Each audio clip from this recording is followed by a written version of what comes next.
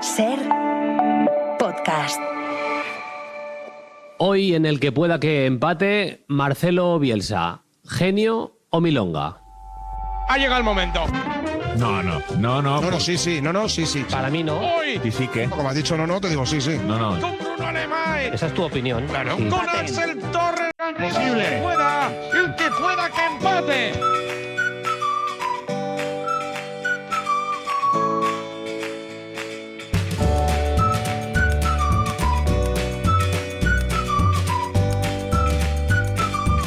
Vamos allá, episodio 7 del que pueda que empate, ya con el Mundial poniéndose calentito en la zona en la que le empieza a molar a Romero ya. Vamos a hablar de Marcelo Bielsa, aprovechando que tenemos un España-Uruguay en puertas, lo tenemos este próximo viernes y además va a ser un partido decisivo, aprovechando que el Pisuerga pasa por Valladolid. Nos hemos traído a el que pueda que empate este episodio 7 al director de Carrusel, Daniel Garrido Corrales. Qué privilegio al que nunca quería acceder, el que pueda que empate, ¿eh? Nos ha costado 7 episodios, pero aquí estás al final, ¿eh? Cuando queráis, aquí estamos, un privilegio.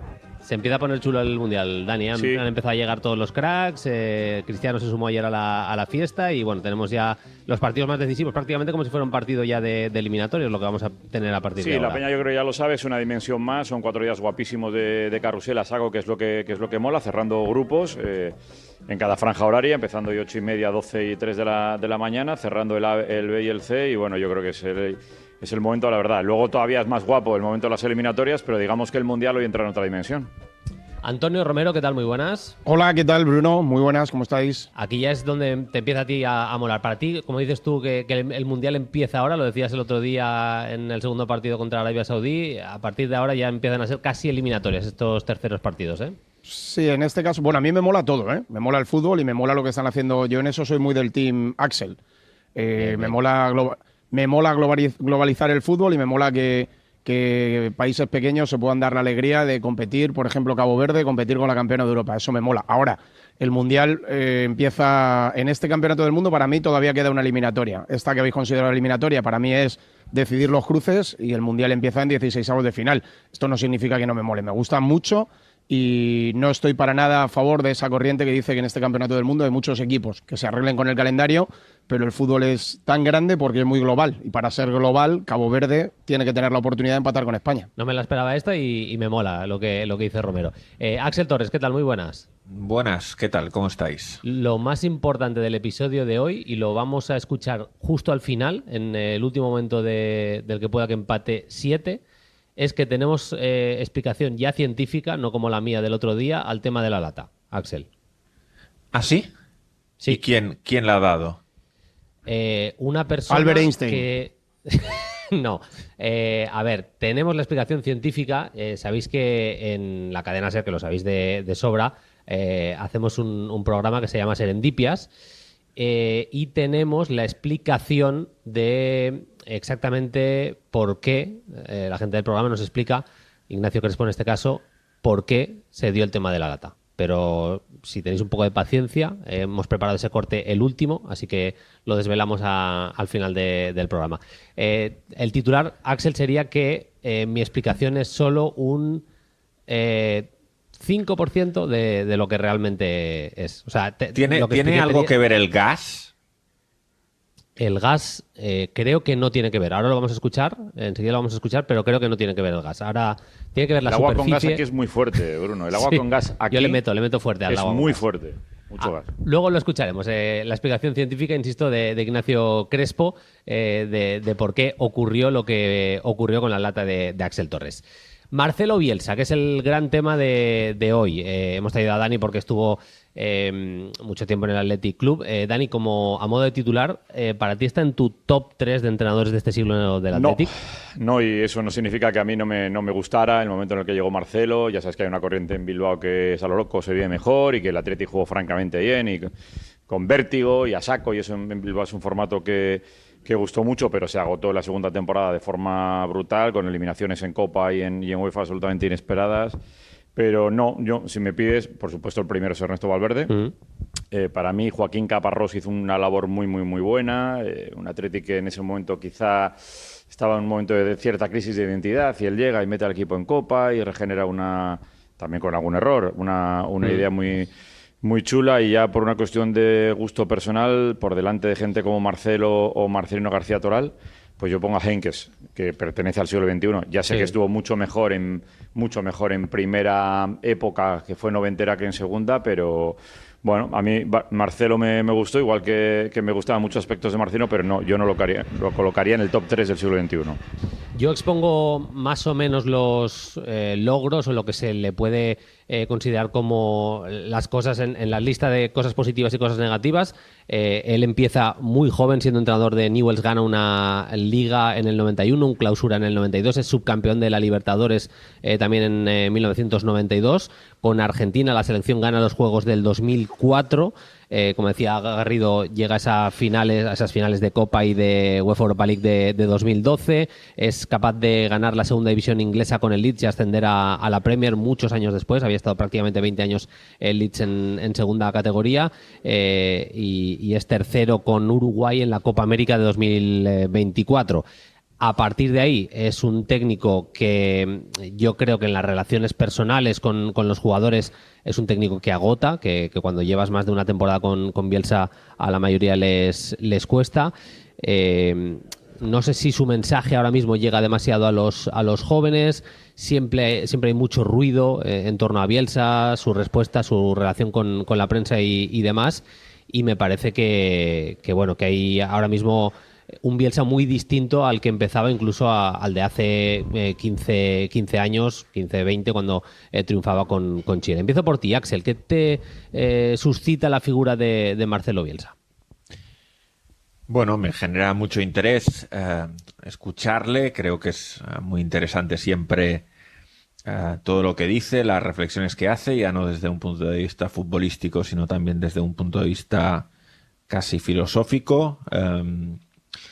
Es verdad que durante los años pues vas conociendo a mucha gente que lo ha tratado de cerca. Hay gente que habla muy bien, hay gente que habla peor. Y bueno, pues la verdad es que es difícil hacerte una idea porque las opiniones son opuestas, las opiniones son contradictorias, pero bueno, cada uno habrá tenido su experiencia con él. Desde luego es una persona particular, muy obsesiva, da la sensación desde fuera. Y en el fútbol sus equipos suelen ser equipos intensos, muy atractivos en la manera de ir a por los partidos, muy agresivos. Quizá esta Uruguay no lo esté siendo, creo que esta Uruguay se está pareciendo poco a lo que es un equipo de Marcelo Bielsa. Pero si analizamos toda su carrera, sí que han sido equipos muy interesantes de ver. Los resultados, pues ha tenido resultados buenos en algunos sitios, peores en otros, como muchos entrenadores, ¿no? Desde luego, si analizas palmarés, no lo situarías entre los mejores entrenadores de la historia, es evidente, porque títulos grandes, pues yo te diría que, bueno, tiene una liga con Vélez y tiene pues prácticamente títulos. Bueno, con Newell's tiene también 2 ligas, ¿no? Y llega a una final de Libertadores. Pero es verdad que no tiene grandes títulos. Un ascenso con el Leeds United, quedando campeón de segunda división.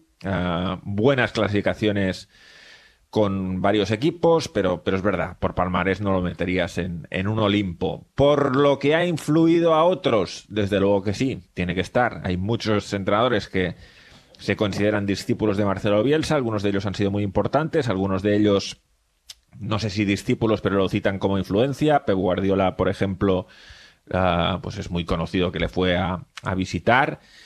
Bueno, pues evidentemente como pensador del fútbol y como maestro de entrenadores tiene que estar en el Olimpo. Por palmarés de resultados, pues seguramente no. Hemos tardado 5 minutos o 6 minutos de programa para llegar al quid de la cuestión. A mí tengo que decir que me da un poco de pudor hablar hoy de Bielsa, porque no vaya a ser que peguemos una rajada. Bueno, ya veo que vosotros no lo vais a pegar. Hay que ser valiente, Romero. Tú di lo que piensas y ya vendrá el resultado. Claro, y nos vamos a Guadalajara y Uruguay hace un buen partido y nos gana con Bielsa en el banquillo. Yo voy a analizar lo que veo hasta ahora y lo que pienso hasta ahora. Vosotros le decís peculiar, yo creo que es un tipo raro. Creo que tengo la sensación con Bielsa que tengo con muchos entrenadores, que cuando gana se multiplica su éxito por 50 y cuando pierde desaparece de la primera plana de los periódicos. Es la segunda sensación que tengo con Bielsa. Tercera sensación, ser un entrenador de élite no significa entrenar bien un año. Estar un año entrenando bien no te convierte en entrenador de élite o en el Olimpo, que diría Axel, y dejar luego tierra quemada, que es lo que dejó en el Athletic de Bilbao. Se cargó hasta los jardineros, dejó tierra quemada. Es evidente que luego la sensación de juego de esa temporada del Athletic de Bilbao en general fue buena, pero es que el año siguiente, repito, fue Atila, dejó tierra quemada. Y voy al quid de la cuestión, que es el que más me gusta. Yo creo que la gran mayoría que pone a Bielsa en el Olimpo de los maestros, porque en el de los técnicos campeones no lo puede poner, tiene una sola razón, y es que Guardiola ha dicho que es muy bueno. Y como Guardiola ha dicho que es muy bueno y que fue su maestro y que vio y que le acompañó en su proceso como entrenador de máximo nivel, porque le observó los métodos, le conoce personalmente, Guardiola ha dicho que Bielsa es un maestro, el resto a decir amén, y resulta que le hemos colocado en un Olimpo que evidentemente por resultados hace muchísimo tiempo, pero muchísimo tiempo que no le corresponde. Pero Marcelo Guardiola ha Bielsa dicho que es muy bueno. ya tenía esa fama antes de que Guardiola se reuniera con él, ¿eh? No me consta. Que no te consta.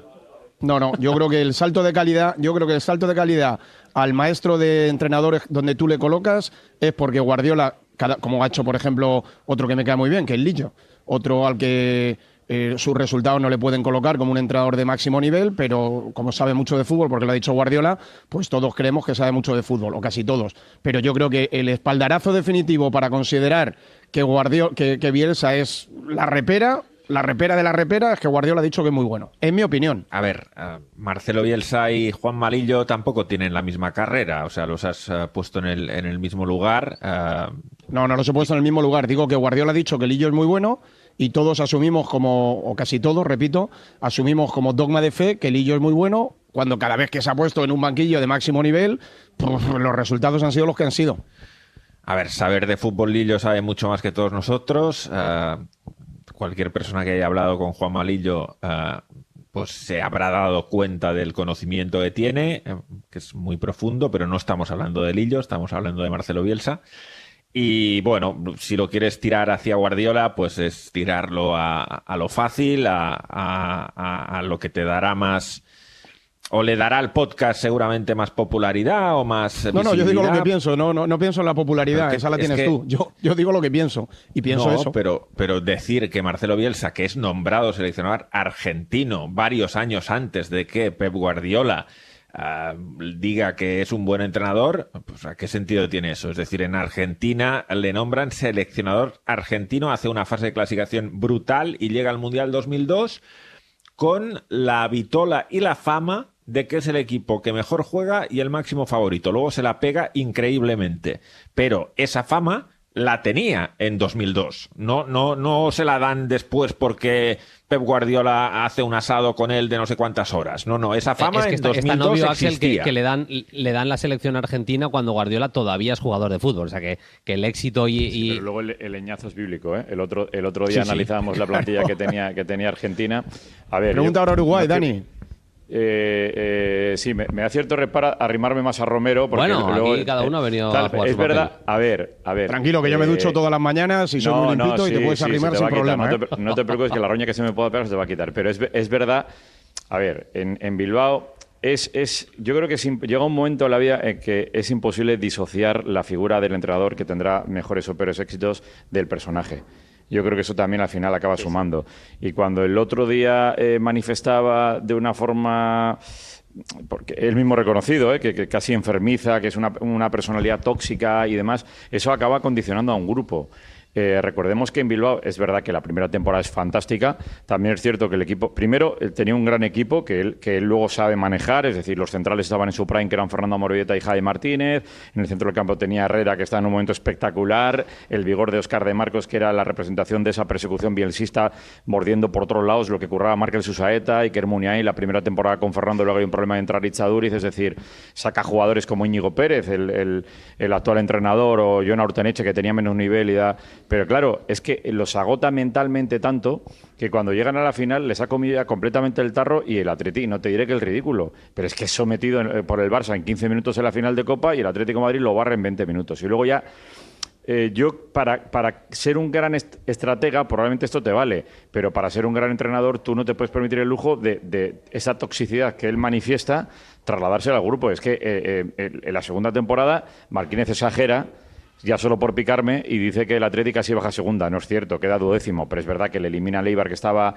en segunda división B, y en UEFA no está bien. Y el equipo acaba hasta el gorro de él. Acaba aislándose, él mismo lo dice, en un caserío cerca de Lezama, comiendo chorizo y bebiendo leche de vaca. Lo digo completamente en serio, sin exagerar ¿Sabe, nada. Garrido, quién sería un invitado de estrella? No quiero desvelar y no lo voy a hacer. Condicionar a la dirección, ¿no? Pero ¿sabes quién sería un gran invitado estrella para este podcast para hablar de Marcelo Bielsa? Bueno, pues si no lo sabes, González. lo intuyes. Hay otro que también sería un gran para contar intrahistorias de un entrenador que tiene mucha leyenda, que estaría muy bien, pero que no lo iba a hacer. ¿Quién sería un gran Es invitado? comentarista de Carrusel Deportivo, Rafa Alcorta. bueno, por ejemplo. Por ejemplo, sí, a ver, eso es así, y que la segunda temporada acabaron hasta el gorro también, y que se vieron muchos de los partidos más vibrantes de la historia reciente del Atlético también. En Bilbao le adoran, es decir, si mañana baja y hace el saque de honor del primer partido de la temporada que viene, le van a pegar un aplauso del copón. Ahora, si te dicen que va a firmar un contrato de 3 temporadas, pues igual alguno de los que dicen a lo loco se vive mejor se echaría las manos a la cabeza. Es que hay un tema, y es que, y eso lo acaba de explicar Dani perfectamente, por lo que sea, el primer año de los equipos de Bielsa, y a veces el segundo, es mucho mejor que el tercero, si tiene ese tercero. Es decir, llega un momento que los jugadores, por lo que sea, acaban hasta el gorro de un personaje que yo, aquí me tiro a la de Axel, es un personaje muy peculiar. Y es muy evidente, Axel, y hablando también de cosas buenas, que ya no solo ha tenido mucha influencia a la hora de mejorar perfiles individuales de jugadores que han dado un salto de calidad bajo sus órdenes, Javi Martínez, Llorente, hay muchos futbolistas de los que podemos... Ander Herrera, propiamente, podemos... ¿Llorente? Sí, Llorente. ¿Fernando Llorente? Para mí mejor. Sí, para ti, pero habrá que preguntarle a Fernando Llorente, ¿no? Bueno, claro, sí, evidentemente. Vale. Bueno... primera temporada increíble, la segunda, con su problema con el contrato, claro, lo aíslan. Sí. A lo que iba, Axel, es que muchas de las presiones que vemos en el fútbol de hoy en día, el padre de eso, el que lo devuelve al mundo del fútbol del siglo XXI, es Marcelo Bielsa, Axel. Sí, persecuciones por todo el campo, mano a mano, es un concepto bielsista y que lo están haciendo ahora muchos equipos y bueno, tiene mucho riesgo, obviamente, pero también si lo haces bien, el equipo está súper concentrado y el equipo está físicamente con una energía brutal, pues te permite ahogar absolutamente al rival, ¿no? Sí, es que todo lo que estáis diciendo, pues más o menos coincidimos, ¿no? Yo creo que salvo el comentario que ha hecho Romero antes, pues estamos todos más o menos en la misma línea. Tú, Axel, perdona, que tienes una memoria privilegiada, para dar un poco más de luz a... ¿Cuándo ha sido para ti, qué consideras o cuándo consideras que Marcelo Bielsa ha tenido el último gran éxito como entrenador maestro al que le vais al Olimpo? ¿Cuándo ha tenido el último gran éxito? Leeds, bueno, ¿no? Ascender al Leeds United a la Premier League fue un gran ¿Hace de eso éxito. ya cuánto?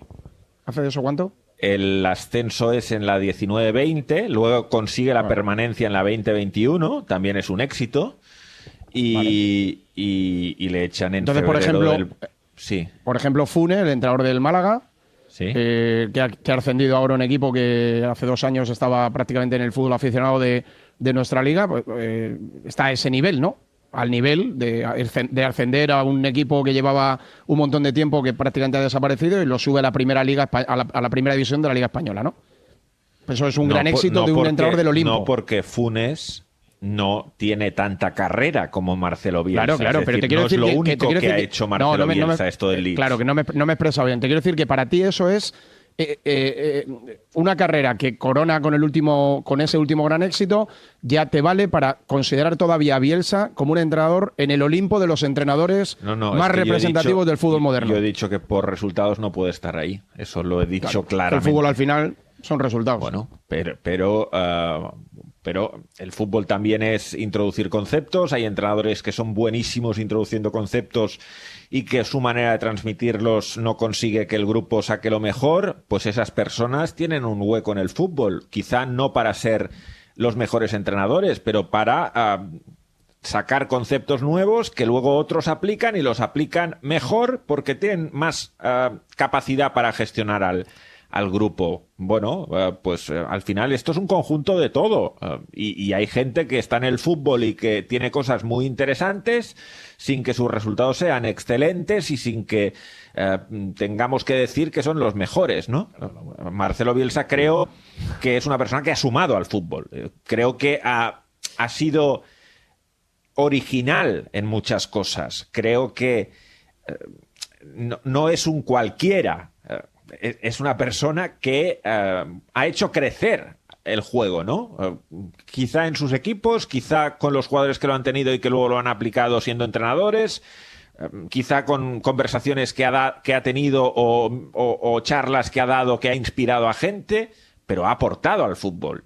Eso es lo que yo estoy diciendo. Evidentemente su hoja de servicios, pues Ernesto Valverde tiene mejor hoja de servicios como entrenador que Marcelo Bielsa, pero y no tiene la literatura que tiene Marcelo Bielsa. Evidentemente que no, pero es que creo que el discurso que estamos sacando es ese desde el principio. Resultados, entrenador normal, influencia en el fútbol como pensador, como introductor de nuevas ideas, como inspirador de nuevos técnicos, un fuera de serie. Ahora seguimos porque Dani se tiene que ir, que han quedado para irse al IBC. Vamos, Dani. Para hablar con un campeón del mundo, que no podemos decir quién es. No podemos decir. Ganó, bueno, tampoco voy a decir tampoco el Mundial. Tiene tanto discurso. No voy a decir el Mundial porque es demasiada pista. Buenísimo, sí, ganó el Mundial. Pero comparte nacionalidad él con ganó Bielsa. El Mundial. Él con su actuación ganó el Mundial. Y comparte nacionalidad con Bielsa. Sí, pero no sé si concepto. Ya, bueno. Lo escuchamos luego en Carrusel. Gracias, Dani. Besos a todos. Hasta ahora, chicos. Hasta luego. Para radiografiar al personaje vamos a escuchar solo 3 audios. Lo que decía Romero no podía faltar. El elogio de Pep Guardiola a la figura de Marcelo Bielsa.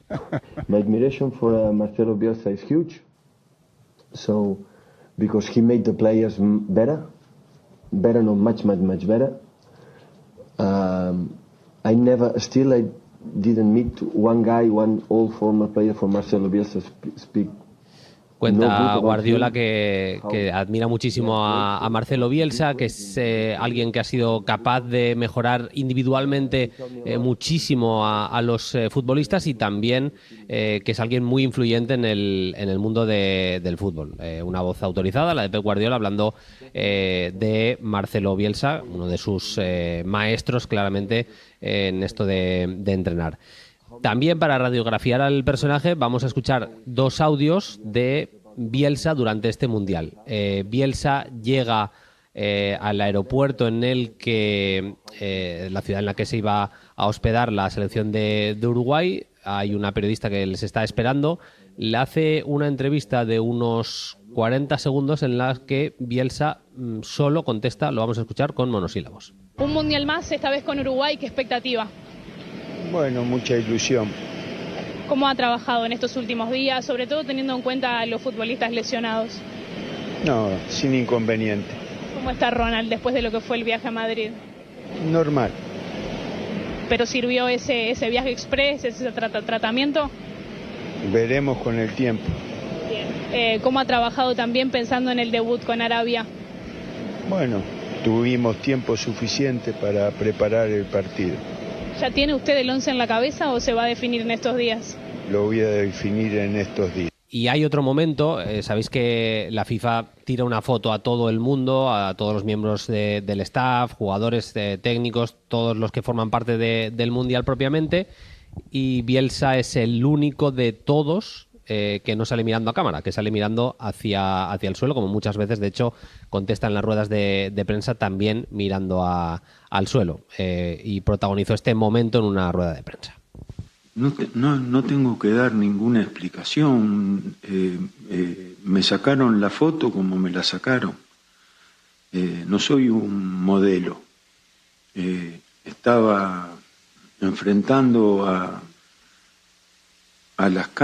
los fotógrafos, y esa fue la foto que obtuvieron de mí. Pero ¿cuál es la pregunta que ella hace?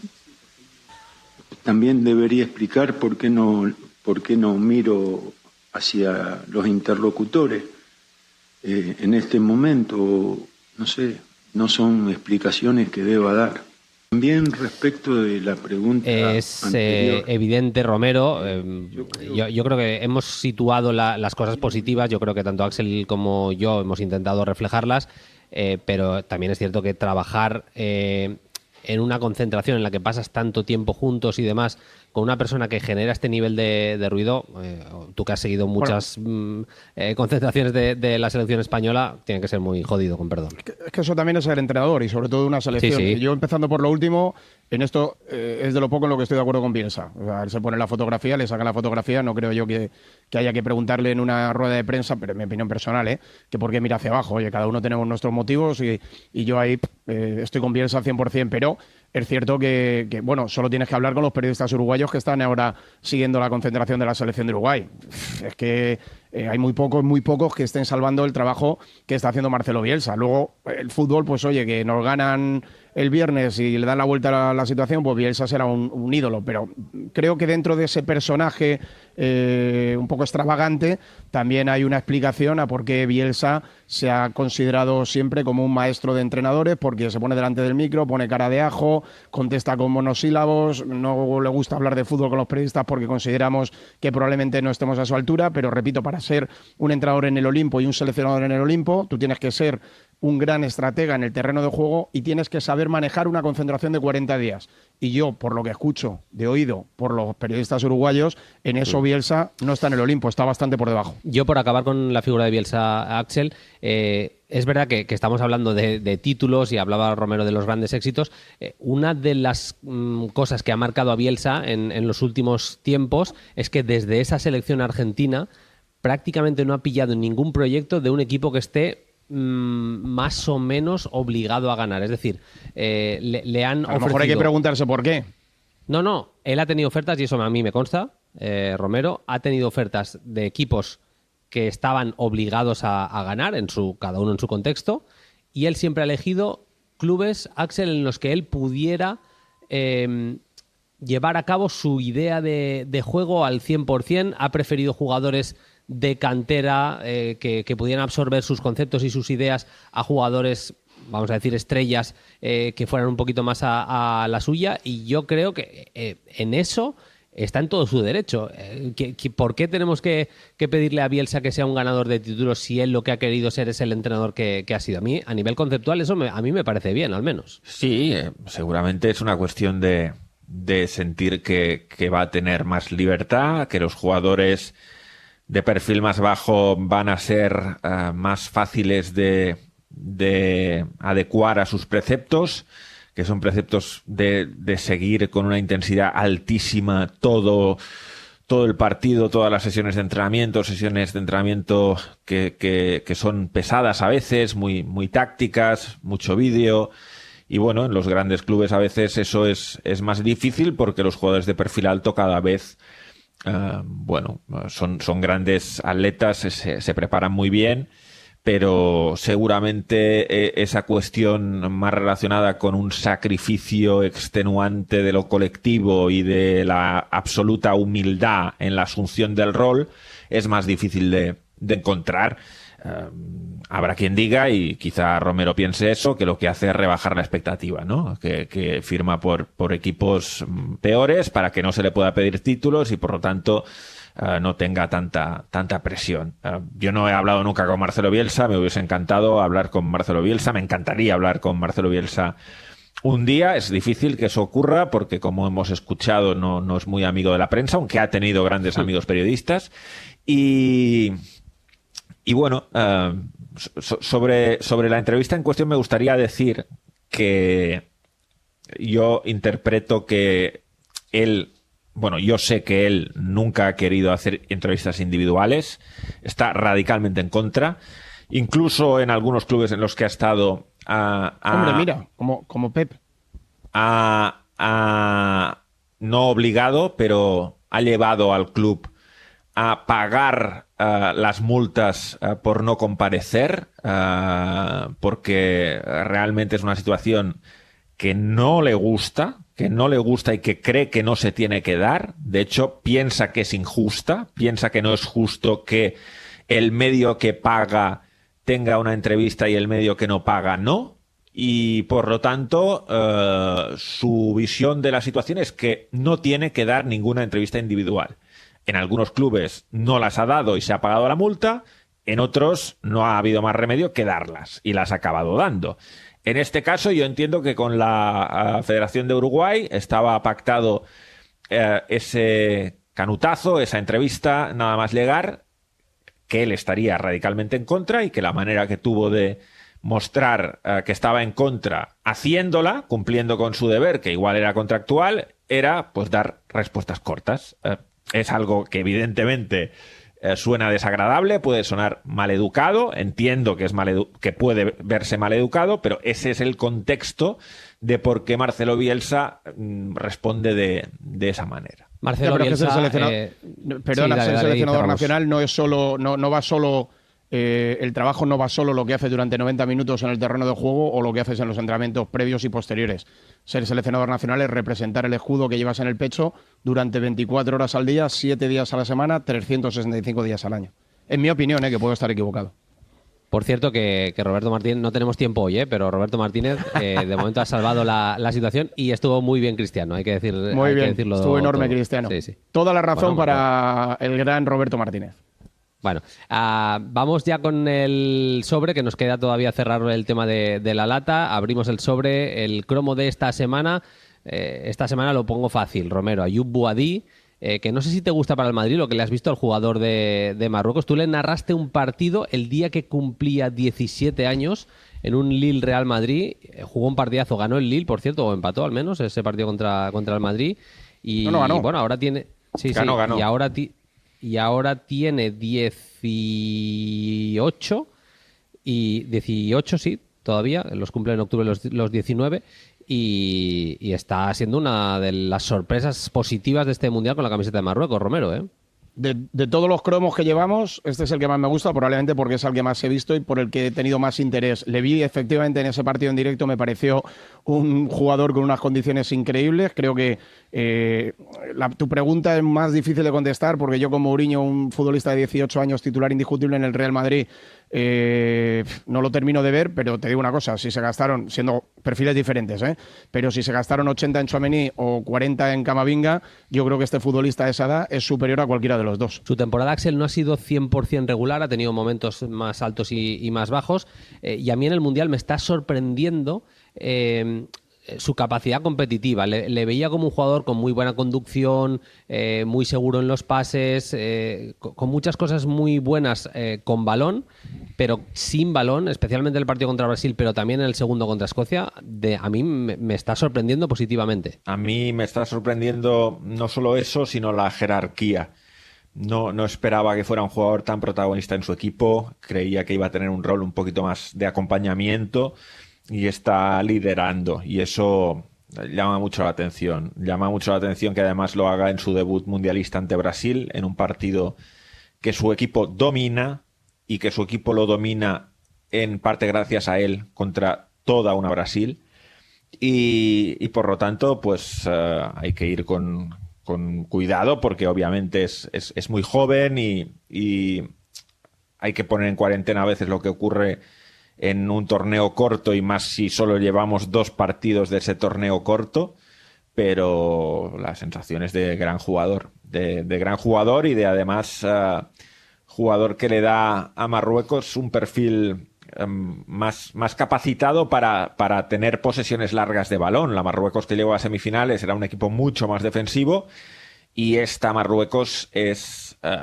un equipo propositivo, no solo por Boadi. Creo que Alainaoui, el jugador de la Roma, también suma mucho en ese aspecto. Creo que la elección de Saibari como delantero centro al equipo también le permite pues disponer de un centrocampista más, y por lo tanto pues estamos ante un jugador muy interesante dentro de un fútbol marroquí que no olvidemos, viene de un éxito impresionante en categoría sub-20 y que está sacando jugadores de mucho nivel y que yo creo que en 2030 va a ser candidata a ganar el Mundial. Sinceramente lo pienso. Bueno, buen titular. La nueva Bélgica. Ha dicho candidata, no ha dicho favorita número uno. Es que, de verdad. La nueva Bélgica, además yo estoy de acuerdo, Axel, la nueva Bélgica. Te recomiendo una cosa. Saca este corte para que no tergiversen lo que hemos dicho. Que lo que has dicho es que va a ser candidata en 2030, ¿no? Que es la favorita número uno, que es, te digo, lo que va a utilizar Romero en los próximos 4 años. Vamos con el tema estrella. Vamos a resolver el tema de la lata. Ignacio Crespo nos explica en 40 segundos qué es lo que pasó con la lata de agua con gas de Axel Torres. No vamos a negar que sea inquietante, pero tiene explicación. De hecho, ni siquiera es raro que ocurra. Hay un montón de vídeos en YouTube, en Reddit. Por un lado, la condensación de la lata fría moja la mesa. Y bueno, que el agua resbala, así que la lata se puede deslizar mejor. Pero falta la propulsión y ahí la clave vuelve a ser la temperatura. Las latas tienen un huequito debajo y cuando las colocamos en la mesa deja atrapado aire. Al calentarse, el aire se expande y tiene que escapar por algún punto del contorno, como a pedorretas, propulsando la lata sobre la condensación, aunque tienen su aquel porque no vale cualquier mesa. Y para que pase esto, la lata tiene que estar casi vacía, todavía fría y el ambiente ser muy seco. Así que si os habíais asustado pensando que estabais ante un fenómeno paranormal, lo siento. Sí, estaba casi vacía, confirmo absolutamente, y sí, todavía fría, porque creo que esto ocurre en la segunda parte y la había sacado en el descanso. O sea que toda la razón para nuestro experto. Romero, lo de las pedorretas ha sido bastante gráfico, ¿eh? Yo me lo estaba imaginando, pero cuando ha dicho frío, en mi caso, por ejemplo, no se cumple, Bruno, pero ¿a quién no le ha pasado sentarse y de repente que digamos, el aire se expanda por fuera de los cachetes, ¿no? Pues es un poco lo mismo, Axel, pero con una lata fría. Lo que pasa que a mí me falla, normalmente el frío ahí suele fallar. Pero la explicación ha quedado fetén. Creo que a ti y a todo el mundo no existen ventosidades frías. No existen, por lo menos de momento. A ver cómo cierro yo el episodio de esta semana. No, así lo has clavado, Muy bien. Romero, muchas gracias. Hasta el viernes. Un abrazo, chicos. Adiós. Lo mismo, Axel. Hasta el viernes, que es el día de ese España-Uruguay. Un abrazo. Hasta luego. Adiós. Cerramos aquí el episodio 7 del que pueda que empate con actualidad del Mundial. Sacamos cromos de jugadores interesantes, un poquito de batito, algún pique alguna vez. Volvemos el viernes, es el día de ese España-Uruguay. Hasta entonces, adiós. El que pueda que empate es una producción de Ser Podcast presentada por Bruno Alemán, Axel Torres y Antonio Romero.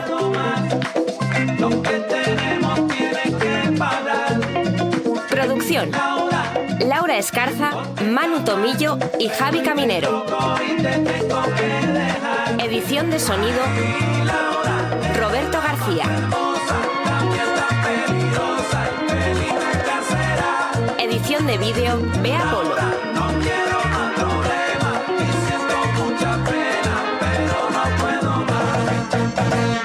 Puedes escuchar todos los episodios de El que pueda que empate en la aplicación de la cadena SER.